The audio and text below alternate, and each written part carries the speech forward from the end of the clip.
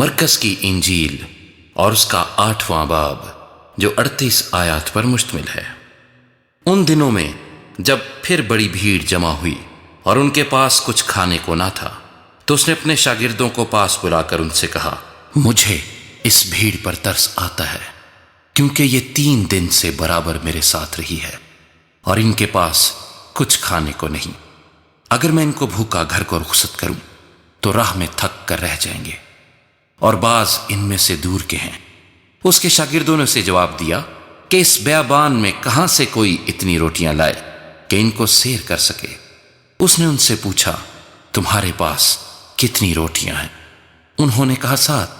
پھر اس نے لوگوں کو حکم دیا کہ زمین پر بیٹھ جائیں، اور اس نے وہ 7 روٹیاں لیں اور شکر کر کے توڑی اور اپنے شاگردوں کو دیتا گیا کہ ان کے آگے رکھیں، اور انہوں نے لوگوں کے آگے رکھ دی، اور ان کے پاس تھوڑی سی چھوٹی مچھلیاں تھیں۔ اس نے ان پر برکت دے کر کہا کہ یہ بھی ان کے آگے رکھ دو۔ پس وہ کھا کر سیر ہوئے اور بچے ہوئے ٹکڑوں کے 7 ٹوکرے اٹھائے، اور لوگ 4000 کے قریب تھے۔ پھر اس نے ان کو رخصت کیا، اور وہ فی الفور اپنے شاگردوں کے ساتھ کشتی میں بیٹھ کر دلمنوتا کے علاقے میں گیا۔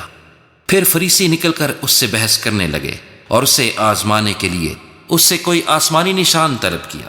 اس نے اپنی روح میں آہ کھینچ کر کہا، اس زمانے کے لوگ کیوں نشان طلب کرتے ہیں؟ میں تم سے سچ کہتا ہوں کہ اس زمانے کے لوگوں کو کوئی نشان دیا نہ جائے گا۔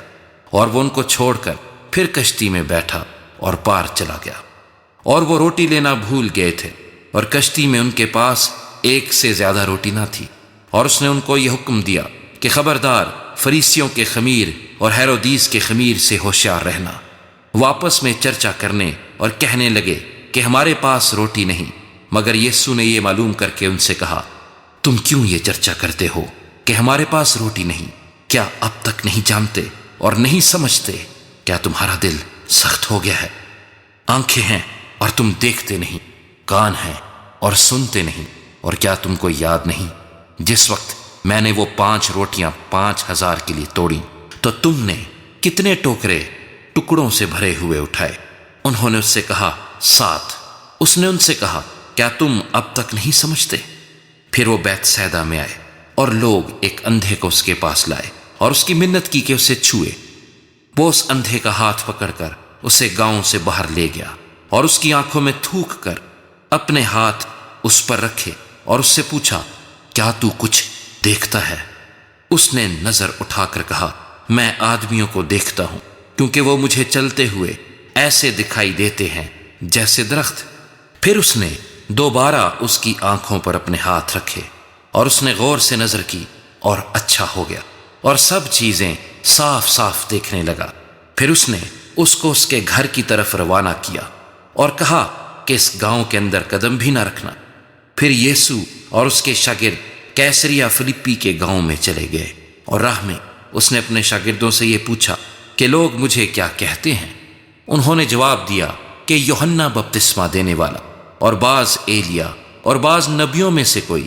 اس نے ان سے پوچھا، لیکن تم مجھے کیا کہتے ہو؟ پترس نے جواب مجھ سے کہا، تو مسیح ہے۔ پھر اس نے ان کو تاکید کی کہ میری بابت کسی سے یہ نہ کہنا۔ پھر وہ ان کو تعلیم دینے لگا کہ ضرور ہے کہ ابن آدم بہت دکھ اٹھائے، اور بزرگ اور سردار کہیں اور فقیہ اسے رد کرے، اور وہ قتل کیا جائے، اور 3 دن کے بعد جی اٹھے۔ اور اس نے یہ بات صاف صاف کہی۔